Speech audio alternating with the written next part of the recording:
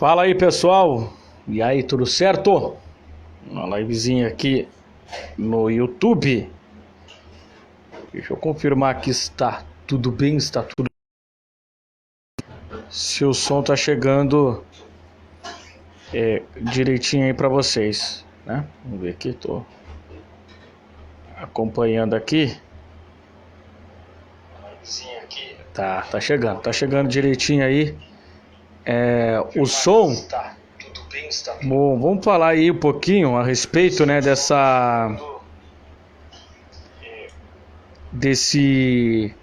do anúncio de hoje, né, do Grêmio Esportivo Brasil em relação ao um pouquinho, tô meio atrapalhado aqui, né, mas vamos lá, pessoal, vamos chegando aí.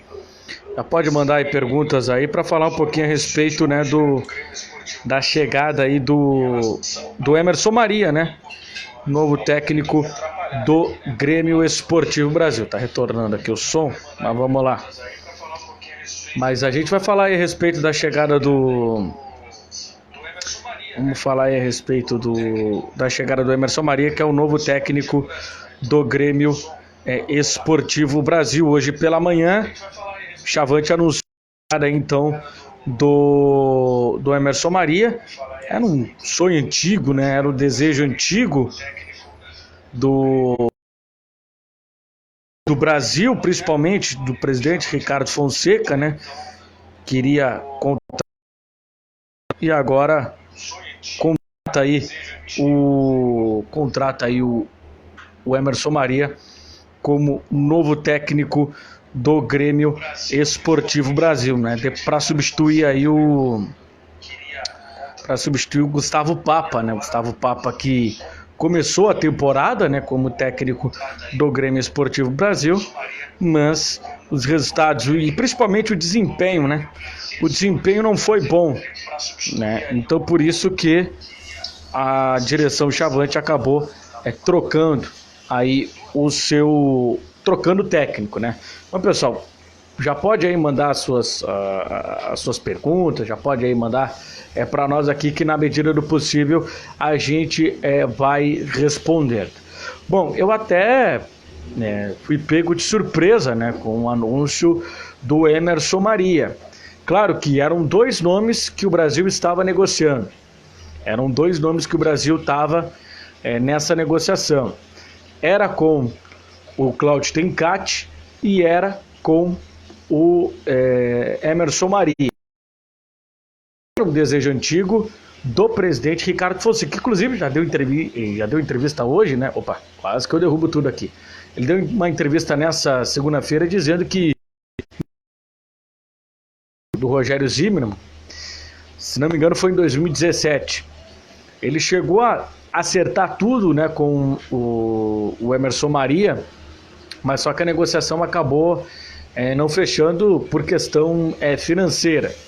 E esse era o grande imbróglio que se tinha nessas negociações entre Brasil e também o Hemerson Maria. Era a questão financeira.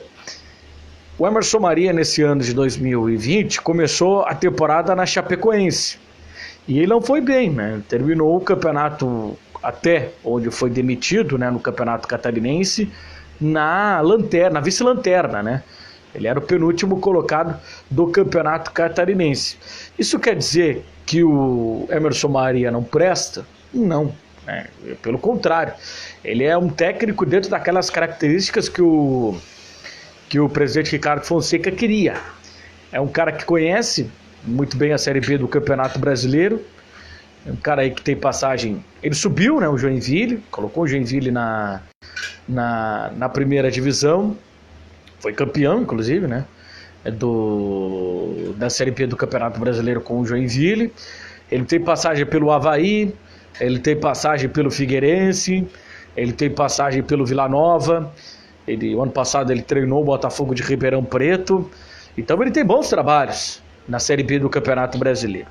E era um perfil bem interessante para o Brasil, principalmente porque nos últimos anos o Brasil vinha de apostas, né?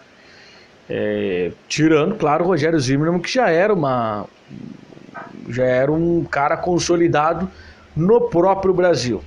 Mas o Brasil apostou no Klemer, até em algum momento deu certo, né? Deu certo a aposta no Klemer, foi campeão gaúcho.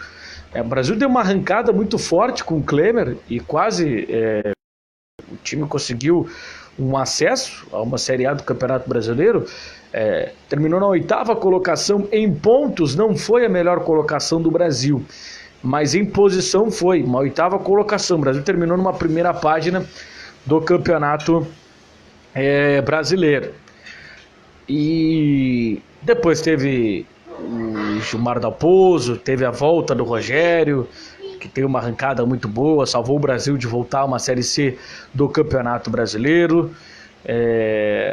Aí teve a aposta no Bolívar, né, que até, vamos lá, fez um trabalho digno, né, fez um trabalho interessante, manteve o Brasil na Série B do Campeonato Brasileiro, que era o que tinha para o momento. Era plano do Brasil ter uma renovação de contrato com o Bolívar, acabou não acontecendo, não houve um denominador, a direção e os valores que seriam pagos, não para o Bolívar, né, que já estava tudo certo entre Bolívar e Brasil, mas entre os outros integrantes da comissão técnica do Grêmio Esportivo Brasil. Então, como não houve esse acerto, o Brasil acabou apostando na solução caseira, no Gustavo Papa. Mas será que o Gustavo Papa realmente estava preparado para assumir o Brasil? É uma pergunta bem interessante. E eu acho que a gente vai falar e não vai encontrar as respostas para dizer se o Papa estava preparado para assumir o Grêmio Esportivo Brasil. Porque para a gente fazer uma avaliação mais profunda em relação ao trabalho de técnico, a gente precisa de no mínimo aí uns 4, 5 meses de trabalho para a gente saber realmente se vai dar certo o profissional, não o trabalho. O profissional vai ser um técnico que vai entrar no mercado. Acredito que o Papa agora está no mercado, porque o Brasil tem sido um grande revelador, não só de técnico, como de jogadores. Enfim, o Brasil tem colocado muita gente no mercado. Muitas vezes, muitos treinadores que estão, às vezes, em baixa, né, vêm para o Brasil e acaba tendo, né, um up, né, na carreira. Né, e vários atletas estão aí com bons contratos, estão ganhando bem, e passaram aqui no Brasil, chegaram aqui no momento de desconfiança, no momento de baixa. Eu acho que é isso que todo profissional que vem para o Brasil acredita. Vou lá para o Brasil, eu vou conseguir fazer uma boa campanha no Chavante e vou dar um up na minha carreira, né? Vou para uma Série A de Campeonato Brasileiro, vou para um time grande, vou dar esse na carreira. Acredito que muita gente pensa nisso. E o Emerson Maria, acredito que está pensando nisso, né? O Emerson Maria, ele teve aí entre os principais técnicos de Série B do Campeonato Brasileiro. E os últimos trabalhos deles ficou no quase, né? No Botafogo de Ribeirão Preto ficou no quase, subiu, brigou ali todo o tempo para ficar entre o G4, apesar que o Botafogo ele trocou muito de técnico ao longo da Série B do Campeonato Brasileiro, né? O Emerson Maria, depois que saiu do Figueirense, para quem não lembra, o Emerson Maria começou o ano passado, 2019, no Figueirense. E ele participou, e ele foi peça fundamental na condução daquela crise do Figueirense, dos salários atrasados, né? Que o gestor lá da Elephant não pagava os salários para os jogadores, e o Emerson Maria era praticamente um mediador de toda essa situação, envolvendo a gestora do Figueirense e o grupo de jogadores, né? Ele, por muitas vezes, conseguiu controlar. Veio na partida contra o Cuiabá, lá em Cuiabá, mas poderia ter vindo antes. antes por conta do Emerson Maria. E chegou no momento que o Emerson Maria já não tinha mais como contornar essa situação e ele acabou pedindo as contas, ele acabou pedindo para sair. E aí não ficou 2, 3 dias desempregado. Imediatamente o Botafogo de Ribeirão Preto acabou contratando ele. E não vinha, o Botafogo vinha de uma queda na sua campanha, o Emerson Maria chegou, conseguiu dar um salto na campanha, manteve o time ali vivo, brigando até por vaga de acesso à Série A do Campeonato Brasileiro, mas depois, na metade para o final do campeonato, faltou fôlego, e aí o Botafogo acabou se mantendo na Série B do Campeonato Brasileiro. Mas é um técnico que eu não acreditava que viria para o Brasil. Confesso que não acreditava que viria para o Brasil. Eu achava a negociação com o Tencati mais fácil, mais ao alcance do Brasil. Mas parabéns aí ao presidente Ricardo Fonseca que conseguiu fazer essa negociação.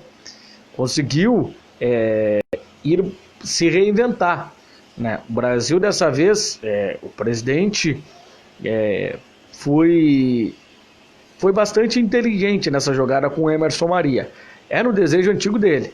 Ele já tinha dito em várias oportunidades que o grande desejo dele era trazer o Emerson Maria. Ele viu o Emerson Maria como um bom técnico para o Grêmio Esportivo Brasil. Não faltaram oportunidades, não aconteceu o acerto. Dessa vez aconteceu o acerto.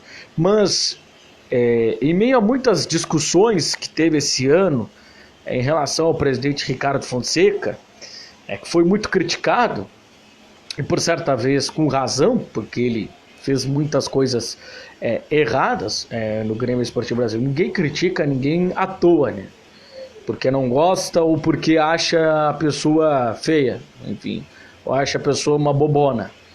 Não acontece isso.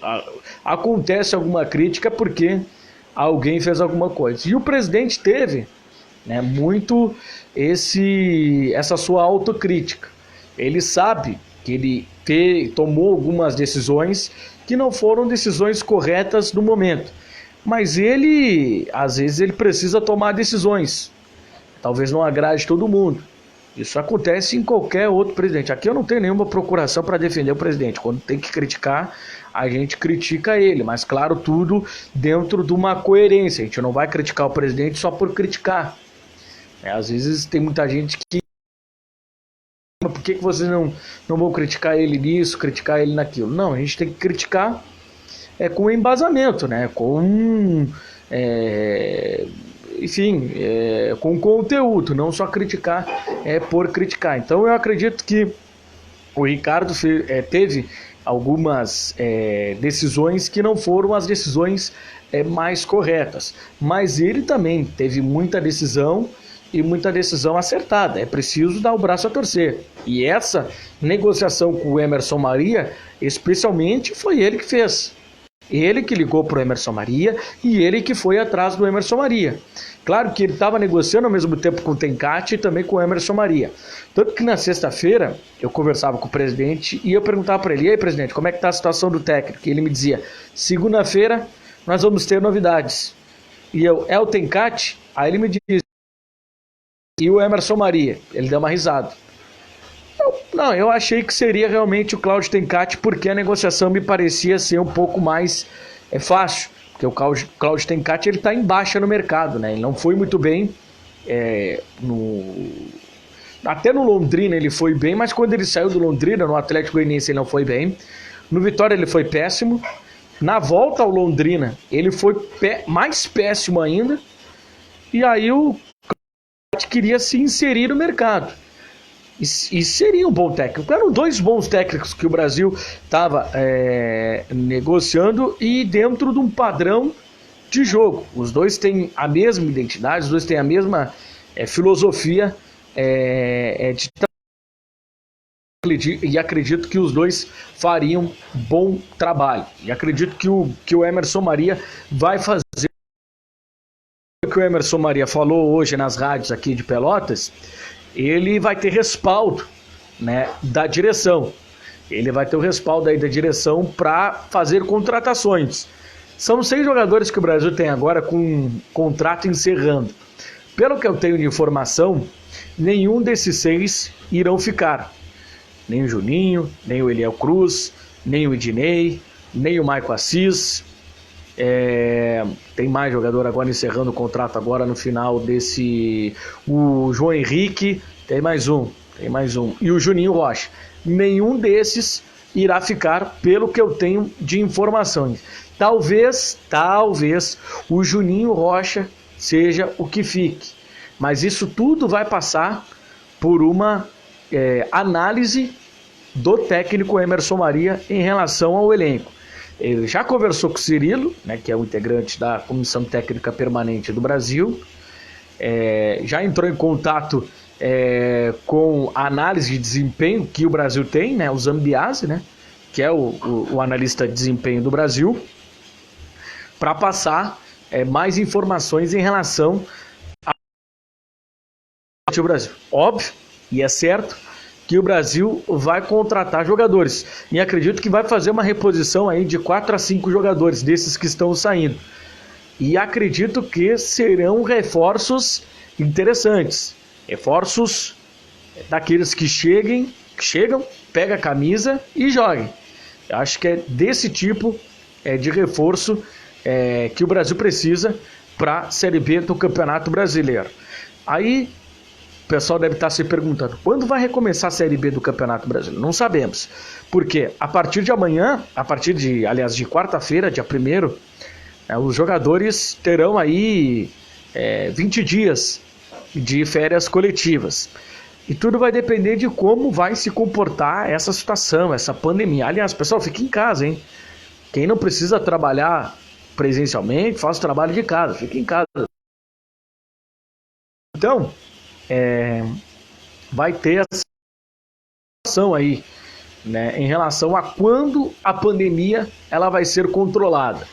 Quando tiver o controle da pandemia, os clubes serão automaticamente liberados, né, para voltar aos trabalhos, e aí posteriormente nós vamos ter uma intertemporada, estou dizendo uma mini intertemporada já é pequena. Então vai ter uma mini intertemporada. Acredito que aí em torno de 12 a 15 dias para os jogadores treinarem para voltar às competições. Isso é um baita do risco, porque vai ter muito jogador que vai voltar e vai se machucar. E vai ter lesão. Então, as confederações, as federações, elas estão numa sinuca de bico. Aliás, outra informação aqui em relação a essa situação da paralisação dos campeonatos, né? Para quem não sabe, a TV ela paga os direitos de transmissão dos campeonatos estaduais fatiadinho, parceladinho, a mesma coisa que você aí vai comprar o seu carro, vai comprar a sua moto, vai comprar a sua casa, a não ser que você seja o velho da van, você vai lá comprar parceladinho, né? É como todo brasileiro, e a TV tá assim, cara. A TV tá pagando parceladinho. Então, o que tem acontecido? Né? O Brasil ter pagado parceladinho, aliás, a televisão ter pagado parceladinho, e a televisão ia pagar agora, no final do mês de março, a última parcela referente aos direitos de todos os clubes que estão envolvidos na primeira divisão, que tem transmissão da TV. O que acontece? Que é uma grande preocupação dos clubes. A TV já sinalizou que não vai pagar enquanto não tiver uma definição se vai acontecer estadual. Se os campeonatos estaduais foram decididos, finalizados, né, se eles forem finalizados sem definição de vaga, sem definição de rebaixado, sem definição de título, a televisão não vai pagar a última parcela dos direitos de televisão. O que está acontecendo? O que eu tenho de informação no bastidor é que os clubes estão pressionando a televisão para pagar esse valor, para conseguir honrar esses valores. E o que está acontecendo também?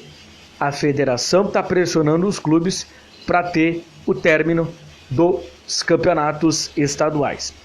Aqui no não chegou no pico do coronavírus. E a gente não sabe quando vai chegar, porque a gente pega alguns números da Itália e Espanha, que são os principais focos do coronavírus na Europa, e a gente vê que a cada dia 800, 900 mortes em relação ao coronavírus.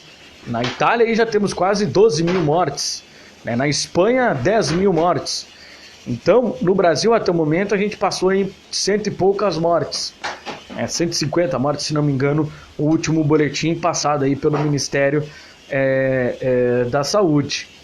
E pelo que tudo indica, tem muita gente ainda aqui no Brasil que não foi diagnosticada com o coronavírus. Eu estou falando aqui apenas porque isso reflete muito no futebol.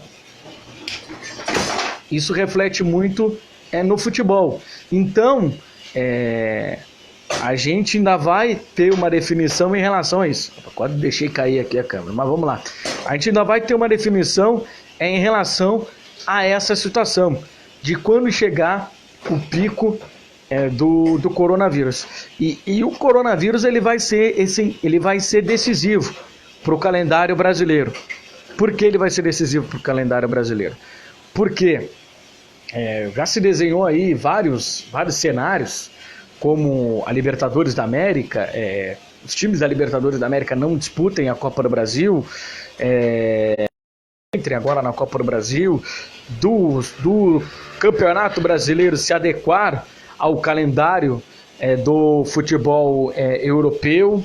E no futebol europeu existe a possibilidade do calendário se adequar ao brasileiro para terminar a temporada 2019-2020. Então a gente está cercado de incertezas. A gente não sabe quando vai chegar o pico desse maldito vírus.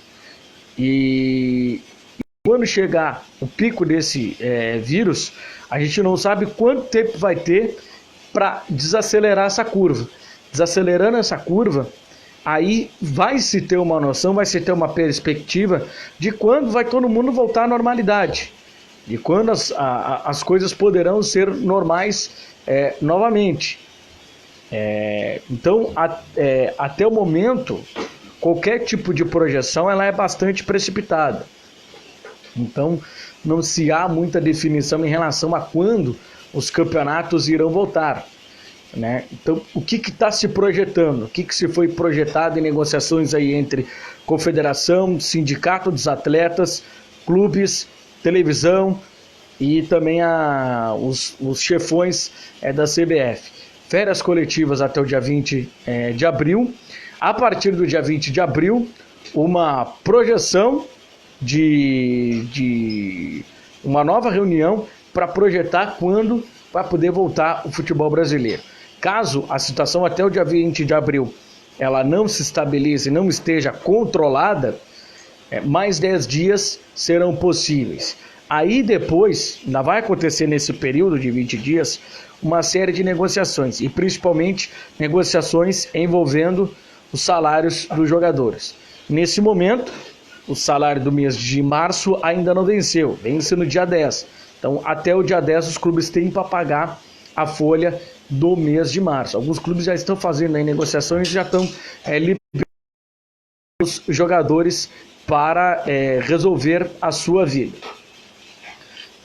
O mesmo deve acontecer aqui no Brasil nos próximos dias. O presidente Ricardo Fonseca e o vice Giovanni Alcântara devem procurar jogadores que não estão nos planos, já para fazer aí uma negociação, já para liberar esses caras, para esses caras terem aí, né, resolver, né, a sua vida.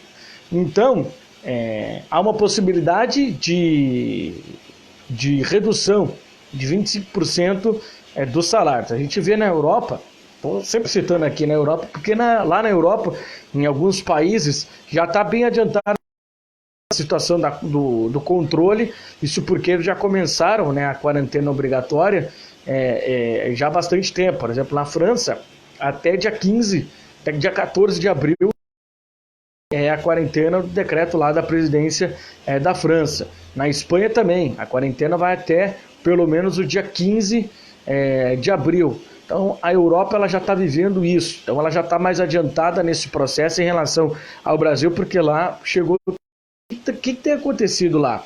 Não se tem nenhuma certeza de quando os campeonatos lá irão voltar. Então por isso que a gente tem que pegar o exemplo de lá e tentar fazer aqui. Então quanto menos gente tiver na rua, menos tempo a gente vai ter para chegar ao pico. E é isso que estão projetando o pessoal da saúde. É isso que está projetando o ministro da Saúde. Que esse pico chegue o mais rápido possível e depois essa curva do contágio de mortes ela desacelere e que o vírus consiga ser controlado. E até lá os estudos estão acontecendo para medicamento. Que teoricamente não tem a ver nada. Mas isso é uma projeção de quando o técnico Emerson Maria pode começar a trabalhar no Grêmio Esportivo Brasil. Acredito que antes do dia 20, ou próximo ao dia 20, acredito que os trabalhos começarão efetivamente, sendo bastante otimista, lá pelo dia 10, 15 de maio. 10, 15 de maio, talvez possa começarem os trabalhos aqui no Brasil. E aí aqueles trabalhos que em alguns clubes já estão começando na Europa, em grupos pequenos, mantendo a distância social, mantendo o distanciamento recomendado pela OMS, pelos órgãos de saúde. E separando os grupos em pequenos grupos e, claro, deixando aqueles jogadores ou aquelas pessoas que estão no grupo de risco fora dessa situação. Então, se lá que eles são mais organizados não se tem nenhuma perspectiva de quando as atividades do futebol brasileiro irão voltar, imagine aqui, né, que ainda a gente não chegou nesse pico em relação ao coronavírus. Então, galera, resumindo, a contratação ela foi bastante interessante, né? O técnico Emerson Maria é um dos técnicos de renome no Campeonato Brasileiro e é um passo ousado do Brasil. O Brasil dá um passo de que, ao meu entender, a minha análise é a seguinte: essa ousadia do Brasil na contratação, ela quer dizer que o Brasil vai buscar algo mais do que apenas se manter na Série B do Campeonato Brasileiro. Pelo menos é isso que está se desenhando. Vai acontecer? Não sei. O Brasil vai cair? Pode. O Brasil vai subir? Pode. O Brasil pode ser campeão? Pode.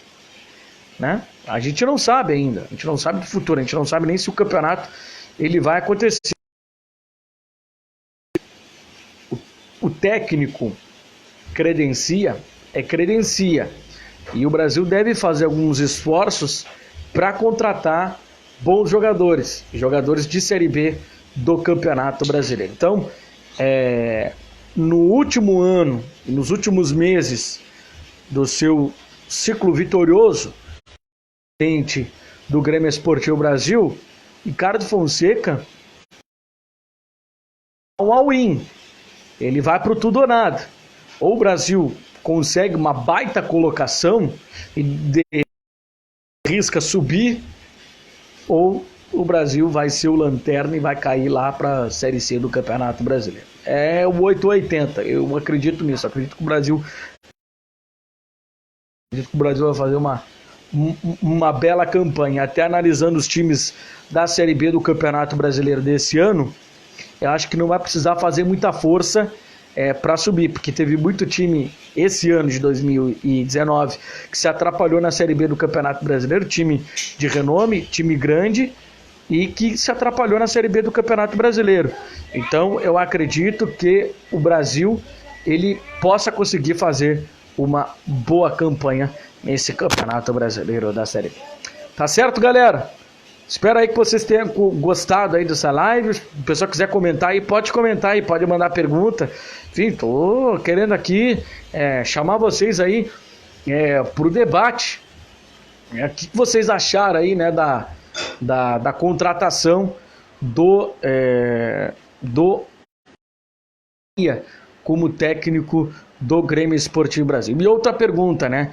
Vocês acham que daqueles 6 jogadores que tem o contrato encerrando agora, no final aí do Campeonato Gaúcho, né, que aconteceria agora no final do Campeonato Gaúcho, o Ednei, o Eliel Cruz, o João Henrique, o Maico Assis, o Juninho Rocha, desses jogadores, qual que deve permanecer no Grêmio Esportivo Brasil para a sequência da temporada? Qual a avaliação que vocês fazem do Hemerson Maria como técnico, do que o presidente Ricardo Fonseca está fazendo? Aliás, o presidente Ricardo Fonseca hoje deu uma entrevista para Pelotense dizendo que o Brasil tem aí pouco mais de 2.800 sócios adimplentes, que é um número surpreendente, cara. Eu acreditava que ia ter uma queda drástica no número de sócios do Grêmio Esportivo Brasil, e seria bastante justificável. Por quê? Porque olha a situação que a gente está vivendo, né? As Pelotas é uma cidade do comércio, e uma cidade do comércio, com o comércio fechado, com os decretos tanto da prefeita Paula Mascarenhas como do governador Eduardo Leite, de manter o distanciamento social, das pessoas ficarem em casa, muita loja, muito patrão está colocando funcionário para a rua. E muito funcionário que é sócio do Brasil e dependia da renda para manter o seu sócio em dia, para manter a sua mensalidade em dia. Então, esse número de 2.000 e pouquinho aí, eu não sei o número exato, né?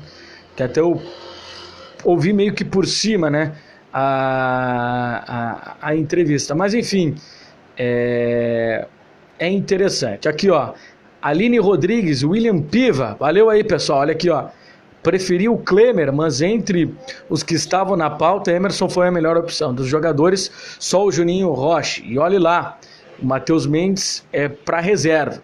É o que está dizendo aqui, Aline Rodrigues, William Piva.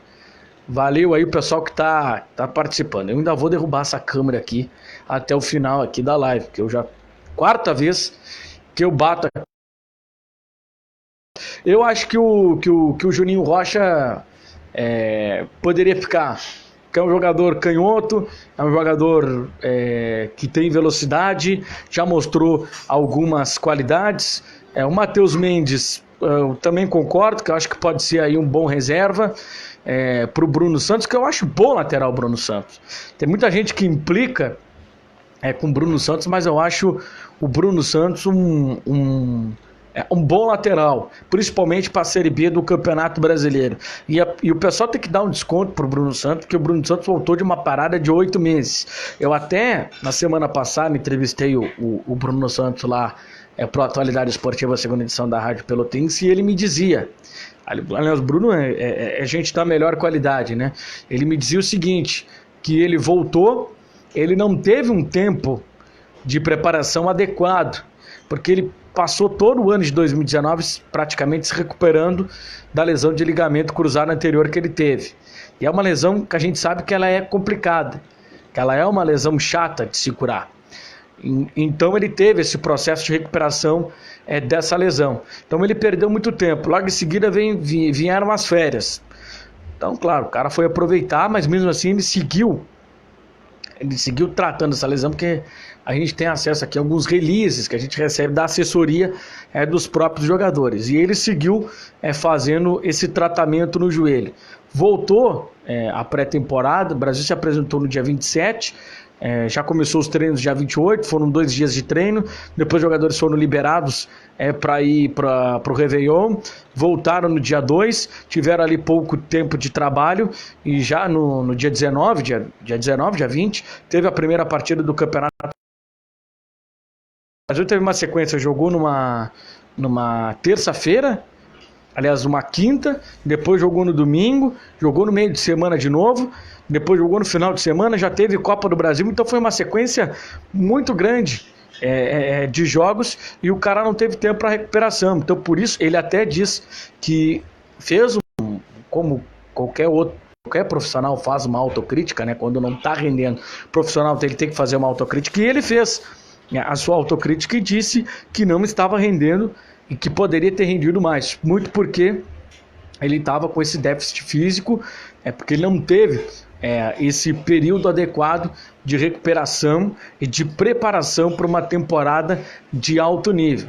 Então esse período ele está sendo para o cara manter a forma, né, manter os exercícios, e para quem sabe quando voltar os campeonatos ele ter ali uma mini intertemporada para voltar e não ter lesão. Aliás, eu tenho conversado com vários jogadores e eles têm dito isso, né? Que tem essa grande preocupação.